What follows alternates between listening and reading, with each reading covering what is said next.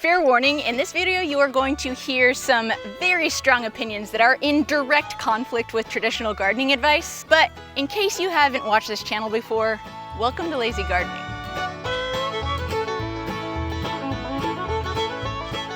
It is time for fall garden prep, winter close-up, and as lazy gardeners, our spring garden prep also starts right now. Today we're going to talk cover crops, seed collection, final fall harvests, propagation, cold frames, and what everyone seems to be doing wrong with their compost. Come fall, I start getting tons of questions about cover crops. Which ones should I plant? When do I need to plant them? How do I kill them off in the spring? And I don't usually like to speak in absolutes because there are always exceptions to every rule, but in lazy gardening, planting cover crops is not the answer. So asparagus is a great example of why cover crops don't really work in a lazy garden like this, because asparagus plants take 2 to 3 years to go from being a seed like this to being pickable, edible asparagus fronds, spears. And if we're limited on garden space and we don't want to have monocrop systems where a single pest or disease could wipe out our entire crop of a single thing, we want to interplant all kinds of other things along with our perennial plants or our plants that come back year after year. And the way we do that is by interspersing short-term annual plants amongst our perennial plants. If you plant a cover crop, which promises to add all kinds of good things to your soil, more root structure, more fertility, aeration, inviting different kinds of microbes, all the good things that you do definitely want, the problem is that you have to find a way to kill your cover crop in the spring so that it doesn't compete with all of the things that you want to grow in your actual garden during the summer months. A lot of farmers will plant a cover crop in the fall and it will grow over winter, and then they'll till it into their gardens in the spring, which does add a lot of good things to the garden. But we as lazy gardeners do not till, because tilling actually ruins the healthy soil that actually makes our lazy gardens work for us. So a lot of other farmers and market gardeners will plant cover crops in their garden beds in the fall, and then come spring they'll ready those garden beds for spring planting by killing off their cover crops through a process called solarization, which is a fancy way of saying they take a tarp and smother their crops. The problem with that, especially if you have a short growing season, is that that actually ties up your garden beds for several weeks, because actually getting down to the roots is a bit of a problem. But also if you're in an area where you have really warm temperatures come spring, you can actually do a lot of damage to the microbial life in your soil by having heat bearing down on a non-porous surface. So after years of experimenting, I basically came to the conclusion that cover crops are not for us, but we can still add in a ton of fertility in a lot of other really creative ways. For the curious mind, what I'm doing right now is using the overgrowth of my strawberry plants, which I let grow into my pathways and all kinds of other places that I don't actually need them to all summer long, and I am now taking off the foliage, cleaning off the crowns, and rubber banding them together, storing them in sawdust in packs of 25, and we're gonna toss these in the fridge to overwinter, and they will be ready to plant come spring. Why would we pay $1 to $2 a strawberry crown from a nursery when we could very easily grow our own for the low price of faux free? By the way, if you are in a colder climate than us and you've already had your first frost, this video is still for you. We're just weirdos here in 7B, and you'll see me harvesting and doing some other last-minute fall, winter transition things, but everything in this video applies to everyone transitioning from fall into winter right now. While we talk about mulch and compost, I think that all of our hearts could really use a baby goat parade. So let's do that. Come on, goaties! Come on, goaties, let's go! Come on, goaties! Come on, come on, come on! Yeah!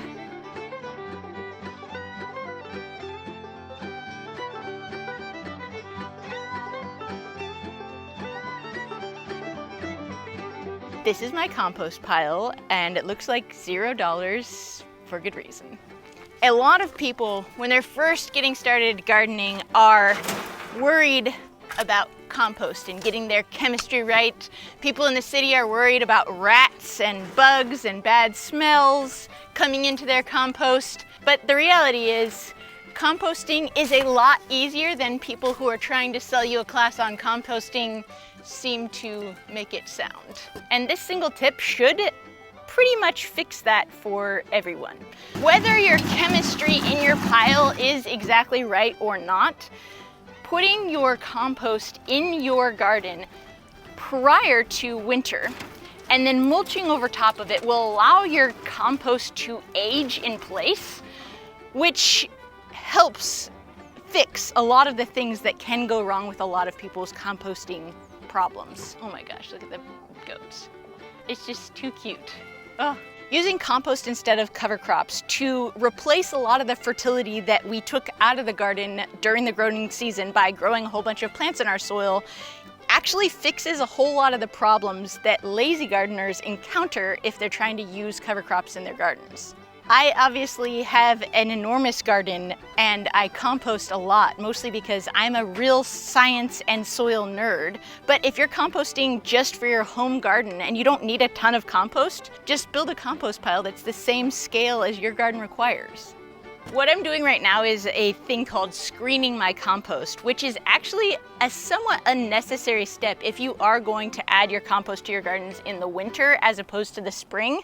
Because if it does have the whole winter to continue to decompose, a lot of this bigger stuff will actually break down. But because I'm using this particular compost to side dress some really small little baby plants that are going to overwinter in our cold frames, I wanted to make sure that we didn't have too big of chunks to actually crush those tender little seedlings.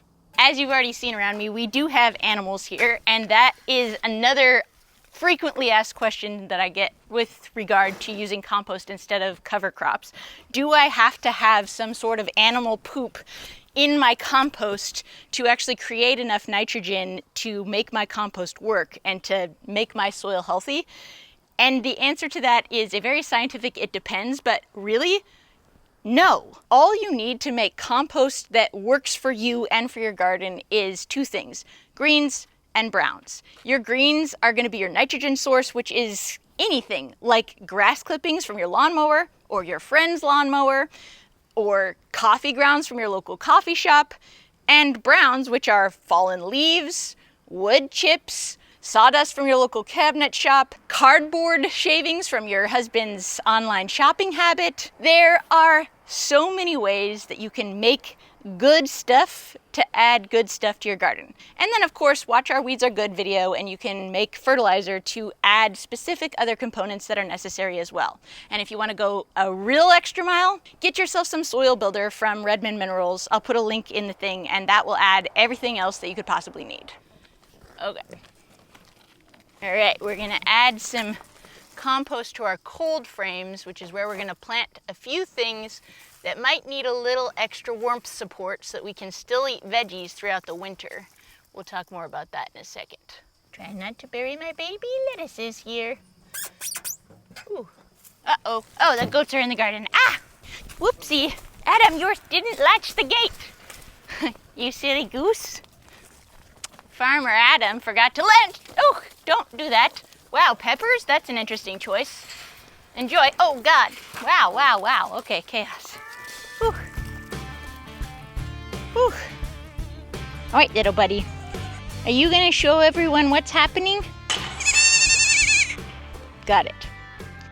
I'm really not one for indoor plants, but there is this one little lime tree that I planted from a seed a couple years ago and is obviously really, really struggling. But since I've limped it along this long, we're gonna still put it right at the front of the garden to make sure that I remember to take it inside before that fateful first freeze, or we'll say goodbye to it for good. You'll notice that there are also lots of other pots, and none of these are going to become indoor plants, but they are going to become things that I overwinter in a very careful way, and we'll talk more about that later. But in the way, on the way, literally so I just don't forget about them. For the passionate seed savers amongst us, this is the time of year that we want to be collecting all the seeds. These are asparagus seeds that actually need a little bit of inside curing to be ready to go. Ideally, we let them fully ripen outside and get red, but we can also take a little shortcut and have them ripen inside as well. So we'll just put those over here to Wait. If you've watched any of our other summer garden videos, we talked a whole lot about seed saving in place, aka letting plants go to seed right where we want more of those same plants to grow later on their own. And this is a perfect example of that happening right here. The one Buttercrunch lettuce plant that we let go to seed right here earlier in the season did in fact go to seed, dropped its seeds right there, and voila, we've got some winter lettuce that'll just matriculate here. Hey Taylor! I always like to pretend it's Taylor's private plane going over us. You're such a good garden tour giver. Okay, June, get out of here. Junie, go away. You're supposed to guard the garden, not ruin it. All right, go away. All right. Okay. I will put you back and we can continue the garden tour without you. If you want to see more of this little munchkin, check out our last video. The link will be somewhere here. Come on, don't worry. Don't worry. Okay. Here you go. Close the jump gate for a hot second so that we can have a little privacy in our tour. Sorry to break your heart, Bella, although we will be, spoiler alert, trimming some plants so you can get some snacks shortly. These animals. One really handy way to extend your fall garden into the winter months, maybe even limp a few of your plants all the way through the winter, and to get a very early start on your spring garden, is to use cold frames, which in this case is just a really fancy way of saying that I built some raised beds that have a greenhouse lid. And this is a fantastic way to quickly cover my crops to protect them from frost. We do have to be a little bit careful because in the south, the sun really likes to play with our hearts and it's never quite sure if it's actually winter or the middle of summer. So on hot days, I do have to be really careful to make sure I take the lid off so it doesn't turn into an actual oven for my plants. But a cold frame is basically like building a tiny greenhouse for your garden. What's really cool about these lids being a little tall is that not only can I put it in and over some of my taller plants, I can also take this same frame and put it over a little section of my garden. And should I have something on the ground that is a little extra special I want to protect, I can literally just set it down on top and then put leaves or other mulch around it to create, again, a tiny little greenhouse. In case you haven't noticed, I'm super into propagation. Not only is it a great money-saving tool, it's also just a fascinating process. But some propagation projects are pretty long-term. I mean, asparagus takes 3 years to actually get established. And for a lot of my gardening journey, I had very limited space and also knew that I was not going to be staying in one space for very long. So I wanted to be able to pick those things up and take them with me. And the way that I figured out how to make all of my propagation projects take care of themselves for sometimes years at a time, to keep them mobile, and also to free up a whole bunch of long-term growing space for other projects has turned out to be really, really handy even now that I do have all this space. Let me explain. Earlier in this video, I showed you how I took my strawberry crowns, put them in sawdust, and put them in the fridge to plant in the spring. But I'm also aware that not everyone has that much fridge space. So you can also just take a whole bunch of crowns and crowd them in buckets like this. You can take your raspberry canes and our recently propagated fig sticks. You can take whatever you might want to grow in a pot and put it in a pot that's going to be big enough to grow it for at least a little while, and bring them over to a forgotten part of the yard, like this. Put down some sort of weed barrier, like cardboard, lazy gardening style, and start burying them in mulch. The colder the climate you're in, the more important this step is, especially if you're going to overwinter anything in buckets, because things that are in buckets have no thermal mass around them. When we're planting things in buckets above ground, we need to recreate that thermal mass, and we're going to do that with basically any organic matter we have at our disposal. Wood chips from arborists, we get lots of those because they seem to always be doing electrical work around here. So if we just fill in every nook and cranny here, we're not only going to get a whole bunch of thermal mass that will protect these during the winter, This is also going to be a giant water, sponge, and fertility factory for our plants come spring. So say we aren't actually ready to plant all of these trees in their forever home come spring, if they're stored in mulch, they will be self-watering, self-fertile, and basically will need no further care until you plant them in their forever home or they get too big for their bucket. But back to the mulch. One last step after we've got the majority of the airspace covered by wood chips, and we can actually kind of settle them down in there by shaking the buckets around once we actually get everything done. I still have about 60 buckets to go here, so bear with me. We want to, at the very last step, add a layer of smaller, finer mulch. This can be sawdust, straw, newspaper clippings, kind of whatever. And this is going to do the exact same thing as straw on our strawberries in the ground is going to do, which is give one added layer of protection, as well as solarize the very last bits of the green plant material that we aren't going to actually need till spring. Which, by the way, reminds me of one last tip specifically about strawberries in a lazy garden. This one took me a couple years to figure out.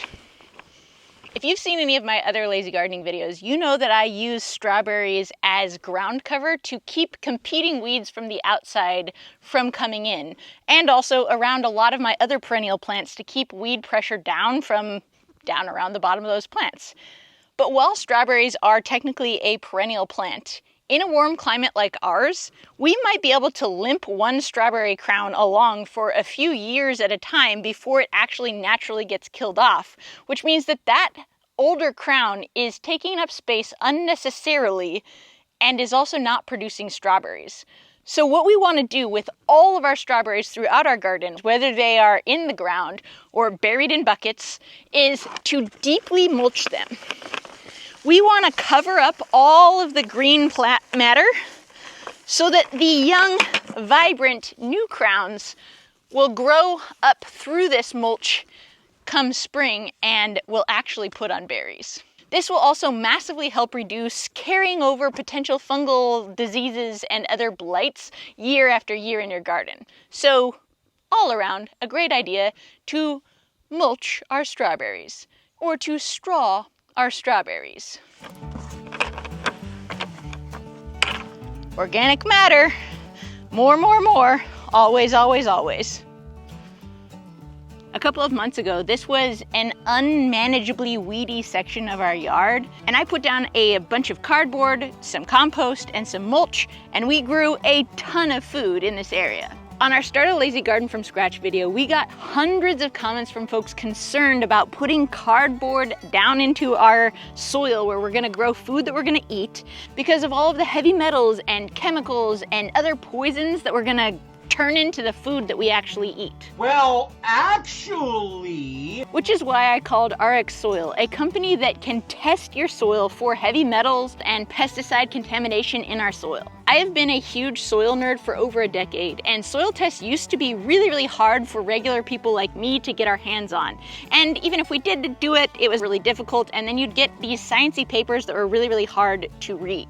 RX soil tests take all of the headache out of heavy metals and pesticide contamination soil tests, and fall is a fantastic time to test your soil so that you can have enough time throughout the winter months to remediate your soil to prepare it for the healthiest growing conditions come spring. I took soil tests from right here in our new garden, back there in our main garden where I've been putting cardboard on the soil for years, and then I did a completely separate test way out in the middle of the field where no cardboard has ever touched, just so we can show you what actually does happen when we put cardboard on our soil. If you're interested in doing the same and finding out what's actually in your soil and what you need to do to fix it, check out RX Soil. Their kits are super easy to order. One fee will cover shipping to and from the soil tests themselves, and also email and phone support. And then when your soil tests are ready, just 2 business days after arriving at the lab, you'll get an email with all of the results and recommendations for how to fix your soil. So if you want to see what's going on in your soil, head to rxsoil.com/packages and use the code ANNOFALLTRADES at checkout for a 10% discount on your soil testing needs. And here are our soil test results.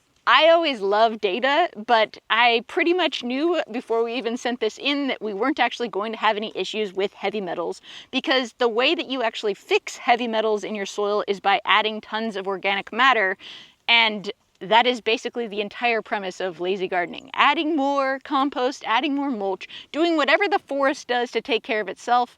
We've done that here, and shock of all shocks, our soil is in top health. So if you've seen the results and you're still worried about using cardboard in your garden, well, I don't know what to tell you.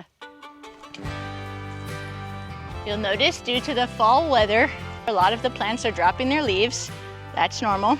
But guess how good my kiwi plants are doing.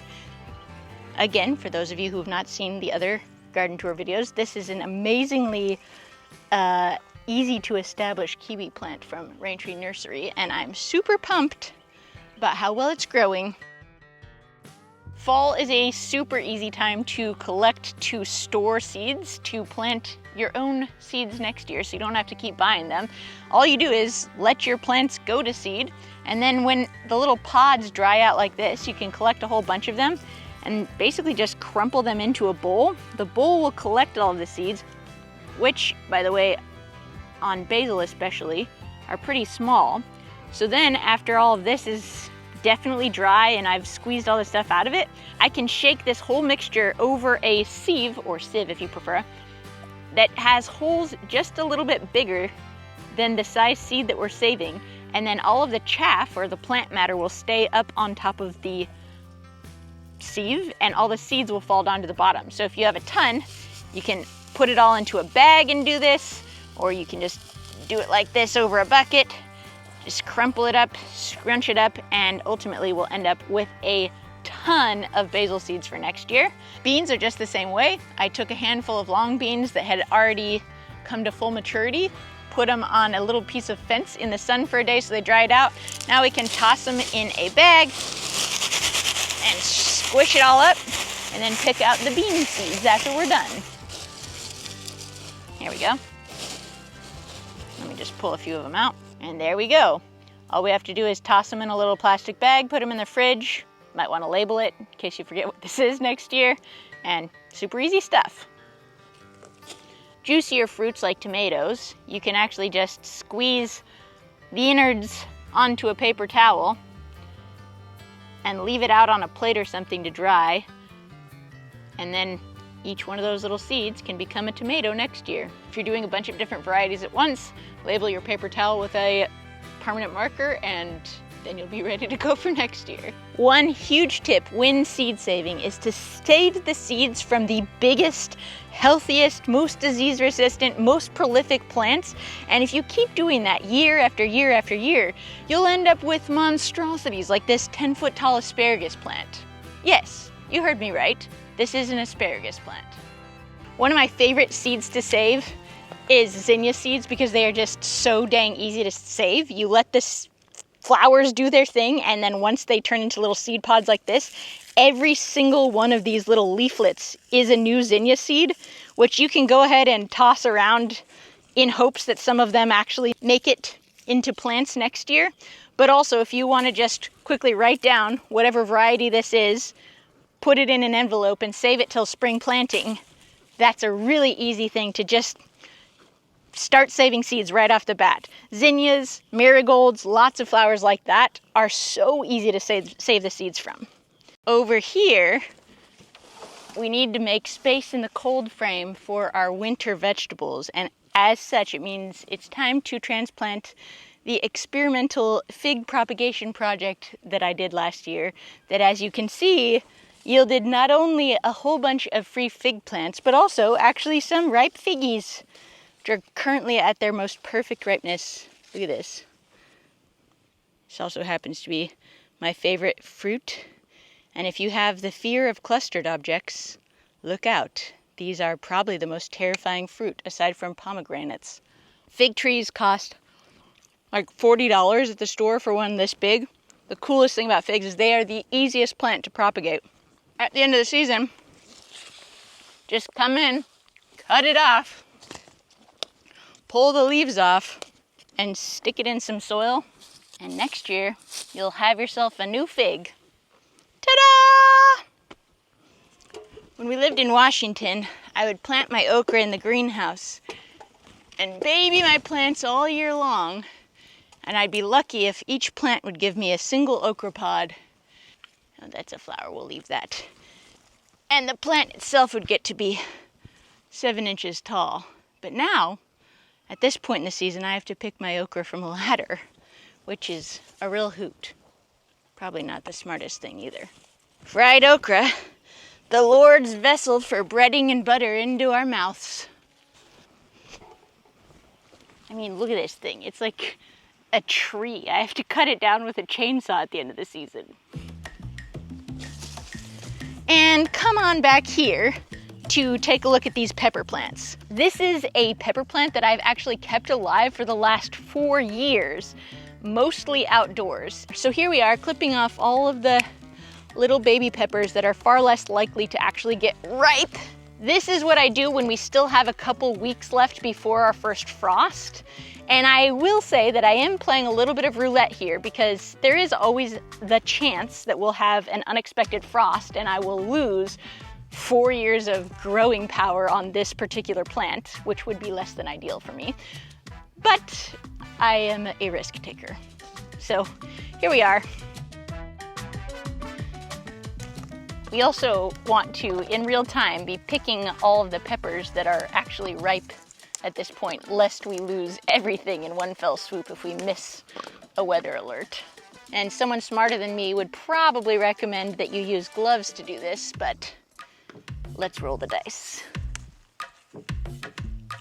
So as you can see, this ridiculously naked pepper plant is pretty pathetic at this point, but this is going to give all of these last fully formed peppers the best chance they could possibly have of ripening. And we want to duplicate this exact same process on all of our fruiting plants. So our peppers, our tomatoes. I know this plant looks super pathetic at this point, but as you can see, it's still putting on a ton of fruit. So just like we did with the pepper plant, we want to take off all of the baby little tiny fruit and any extra foliage and flowers and anything else that this plant doesn't absolutely need, so it can put all of its energy into ripening these last tomatoes. And then similar to the peppers, on that last day before the last freeze, I'm gonna pull the whole plant up, shake all of those green tomatoes off of it, and then leave those on the counter to ripen. And the ones that don't, go right into the compost pile or the chicken coop or wherever your garden disappointments end up going. And before we leave this tomato plant, I do actually want to highlight something that is crucial. This is a sun gold tomato plant that, as pathetic as it looks, has actually grew from a seed from a tomato that was dropped in place last year and came up, had some issues, as you can see, with fungal rot and blight and other things, which is, in traditional gardening, why we normally wouldn't plant things in the nightshade family in the same place year after year. But here's where lazy gardening really pays off. You can see that though it did in fact suffer some disease, the plant was able to recover and put on an enormous amount of fruit despite disease issues, poor pruning, actually truly awful pruning, despite an utter and complete lack of care throughout the season. And I've been picking little bowls like this pretty much every other day all summer long. Healthy soil makes healthy plants. So back there I showed you some buttercrunch lettuce that had gone to seed and was really tiny, but here is that exact same situation a little bit further along. And this is both what we do want and what we don't want simultaneously. These actually may not be so overcrowded that they could potentially all grow right here in place just like we would want them to. But right over here, we have a whole bunch of seeds germinated all in one place. And this is going to get too overcrowded for these to actually be able to survive and thrive. We also see some little baby lettuces who are trying to come up over there.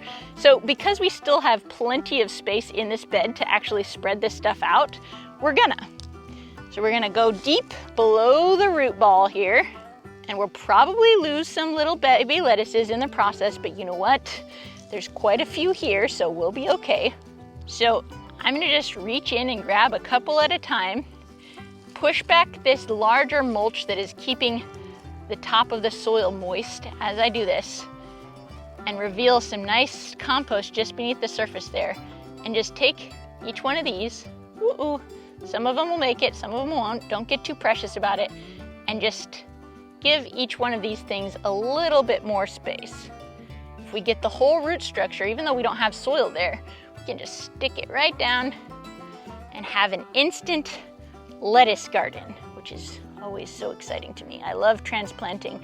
And the reason that we're doing this is that in a dream world, we have healthy enough soil where a lot of our plants, should they drop a whole bunch of seeds in one spot, just like this lettuce plant did, that as those plants actually germinate and grow, the plant's roots themselves would actually be able to push the soil out of the way, and they could actually just space themselves out. But really tender vegetables like lettuce that have basically hairs for roots don't have quite the strength to push the soil out of their own way. So yes, we will lose a few of these in this process, and that's totally fine. But overall, we'll very likely get a lot better, healthier lettuce out of all this, because it's not going to be competing with itself for sunlight, for nutrients, etc., etc., etc. But this little section down here is actually probably pretty fine. Maybe we'll take a little handful of it and disperse this stuff over here. But a couple heads right in a row there are not going to be an issue. As we're doing this, you might actually notice too that our garlic that we planted a couple weeks ago is starting to come up, and that's great.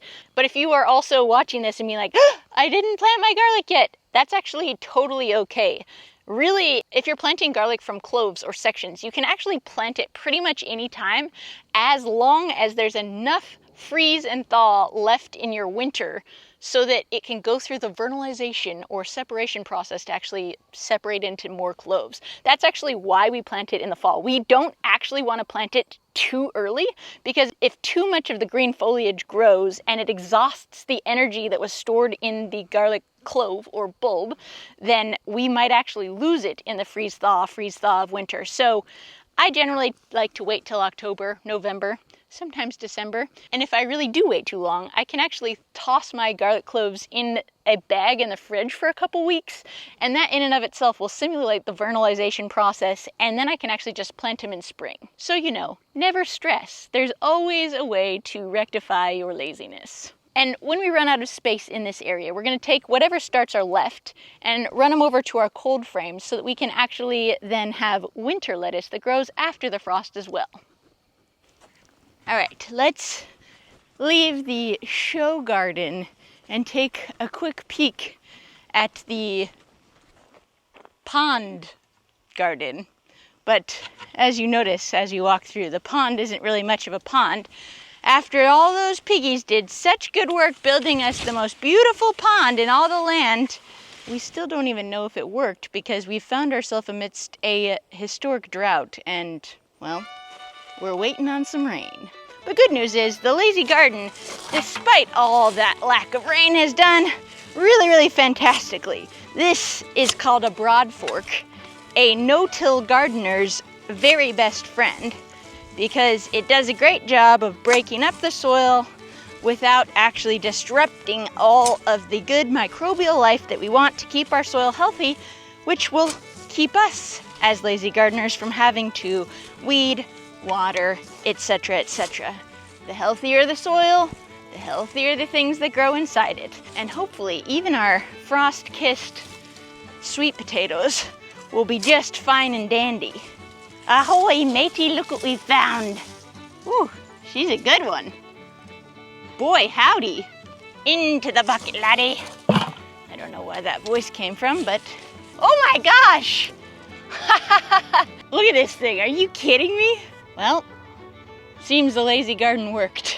Let's see what other goodies she has for us. Oh, this one's gonna have to be dinner. I got it a little bit with my pitchfork, but no problem. She'll still be good eating. It's okay, we'll give that one to Farmer Adam. Gold. Look at this. This, by the way, is why we want nice loose soil, so that you can pull them right up out of the ground. You don't have to go digging around, and you poke fewer of them with your shovel. Woo! That's a weird one. It looks like a body part of some kind.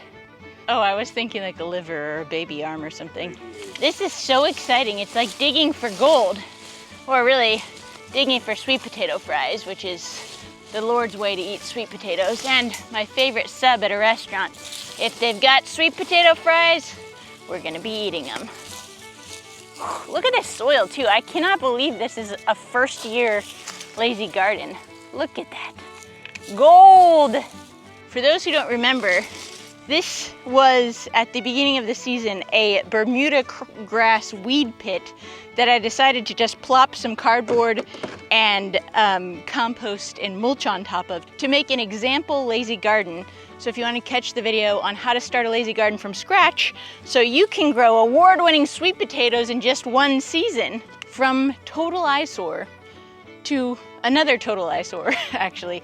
But this one grew some gold. I think I hear the baby goats rustling around here. Let's give them a little snacky. Hey buddies, come here, come here, come here. You guys want some sweet potato vines? I bet you'll love those. Oh, tiny. Oh, sorry for scaring you, buddies. A little while ago, we tossed a whole handful of random seeds in here. Now we've got an artichoke growing in our lazy garden, celery, lettuce, my favorite, arugula, also known as roquette. Let's take a walk around our eyesore of a pond and go check on our pumpkin patch that we planted about 2.5 months too late and see if there's any watermelons that are ready to pick. Or, well, there was watermelons that were ready to pick. Let's see if they survived the frost. Well, I can see our pumpkin patch grew 0 pumpkins. So that's great. And the frost really did a number on these bad boys. Better luck next year, kids. Better luck next year. Oh, good, there is a watermelon. Adam, scalpel. Thank you, sir. Oh, huzzah! My Lanta, this is good. By the way, it's supposed to be yellow, don't worry. All right, that's it for the summer garden of 2024. Happy growing. Make sure you check out the video about this little tiny monster. We'll see you there. Cheers!